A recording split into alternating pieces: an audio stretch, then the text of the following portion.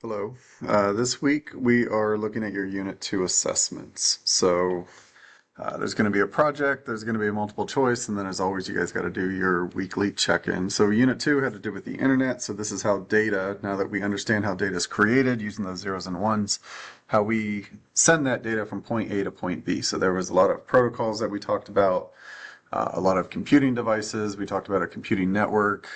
Your project is going to have you guys kind of bringing that all in together. And then your multiple choice just kind of reviews those concepts. We're going to look at the project first. So for the project, what you guys are going to do is you're going to create a one-page digital poster that explains how digital data moves through that OSI model, how it's sent over the internet, and then how it's received and reconstructed by another computer. So you can use any digital design tool that you have access to, like Canva, Google Slides, PowerPoint, Photoshop, Figma is another good one if you guys are familiar with that. But the key is it's got to be digital, so it can't be handwritten, and it has to be one page. All right, so basically what you're going to do is where it says project must include, as you create your poster, you need to include all of these concepts in your poster. All right, so somewhere in there it has to either show or talk about all of these different concepts. So I've given you some kind of tools that you can look at to help you with this. One of them is this digital poster template. This just kind of talks about, the journey of a bit. So how data travels across the internet. You can just kind of read through this. It's broken up into sections, but it's this idea that like the data is created, right? This is on the sender's computer. So you're going to show how data starts as a 0 or a 1. You need to label the computing devices and the application generating the request. You need to mention HTML, GET, POST, cookies.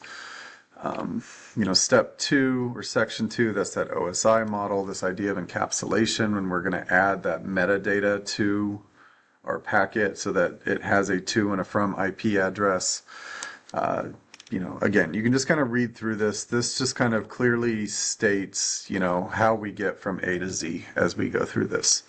So this is just here to help you. There are some guiding questions on here, right? So if you can answer these questions, you're in a pretty good spot for this unit.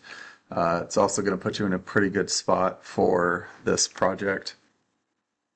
And then for your suggested layout, you can read through this. I'm also going to show you some samples, and I've given you access to some samples so that you can see what these look like. And then finally, you have your Unit 2 project rubric, which kind of breaks down, the 4 different areas that I'm looking at, along with like what you need to do to get a higher score, right? So I'm going to look at content and accuracy, organization and flow, visual design and creativity, and then the completion and formatting of it, right? So if you want to get like a 9 or a 10, you need to be over here on the left. If you're over here on the right, this needs improvement. This is going to get you, somewhere between like a 1 and a 6. If you don't even do it, that's a 0. If you try and it's just completely not even complete, that's a 1. So you guys can kind of look at that rubric to help you get through this. As far as the samples, there is a link on Canvas. It says Unit 2 Project Samples. So if you click on this, it's going to kind of explain these samples, right? So below is a link to some student samples. These are all projects from former students. So you can't copy these.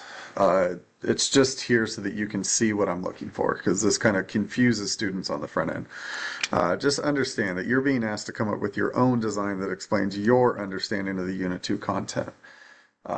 These designs are not perfect, but they do give you an idea of what to expect. Do not just copy these in any way and submit and expect full credit, right? These aren't perfect. They have errors, but they do give you ideas for how you can come about doing your own.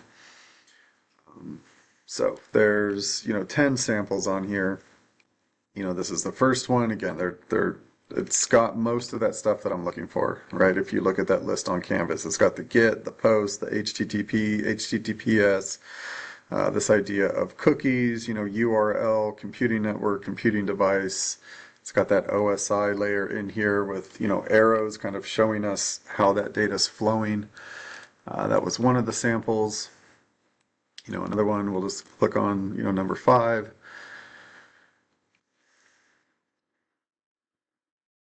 Again, it's just a different way to do it, right? What you're going to notice is that most students, they've added some text in here so that they can hit all the different points, because visually some of this stuff, like redundancy and fault tolerance, we have a network over here with multiple paths that touches on redundancy and fault tolerance. So it's hard for you guys to read, but there's some text here that talks about fault tolerance and redundancies. You'll notice most of these projects, what students tend to do is if you go to the slides that I gave you over the last 2 weeks, you're going to notice that, in the slides, I kind of was referring to this as we went through it, right? This idea, this is for the HTTP request, how that data, once it's made its way through the OSI model and we're going to do a request for a website over the internet, we type in the URL, so it talks about the Uniform Resource Locator.